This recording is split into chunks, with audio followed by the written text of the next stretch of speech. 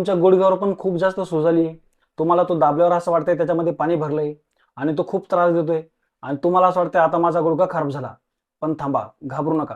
बघा, जसं आपल्या गाड्यांमध्ये जसं ऑइल असतं, तसंच आपल्या गुडघ्यामध्ये सायनोव्हियल फ्लुइड नावाचं एक ऑइल असतं आणि आपण गाड्यांमध्ये जसं वंगण लावतो, तसंच आपलं ते वंगण म्हणून काम करतं.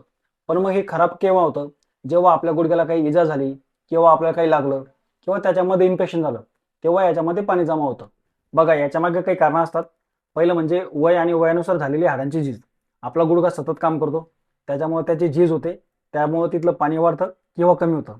त्यानंतर एखाद्या वेळेस आपल्याला लागलेला मार, आपण शेतामध्ये काही काम करतोय किंवा गाडीहून पडलोय, त्यावेळेस आपल्याला मार लागतो, त्याच्यामुळे सुद्धा पाणी वाढतं. नंतर युरिक ॲसिडचं शरीरातलं प्रमाण वाढणं, त्याच्यामुळे सुद्धा आपलं पाणी वाढतं आणि नंतर एखाद्या प्रकारचं झालेलं इन्फेक्शन, त्या गुडघ्यात जर एखादं इन्फेक्शन झालं असेल, त्याच्यामुळे सुद्धा पाणी वाढतं.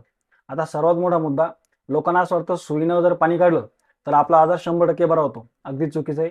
सुईनं आपण फक्त पाणी काढून तिथलं दुखणं आणि तिथली सूज कमी करू शकतो, परंतु हा आजार बरा होत नाही. त्यासाठी योग्य डॉक्टरांचा सल्ला घ्यायचा, योग्य त्या तपासण्या करायच्या, त्यानंतरच आजार बरा होईल. आणि आपल्या घरामध्ये जर काही वयस्कर लोक असतील, त्यांना जर सूज किंवा दबल्यासारखं पाण्यासारखं वाटत असेल, तर हा व्हिडिओ नक्की त्यांच्यापर्यंत शेअर करा. धन्यवाद.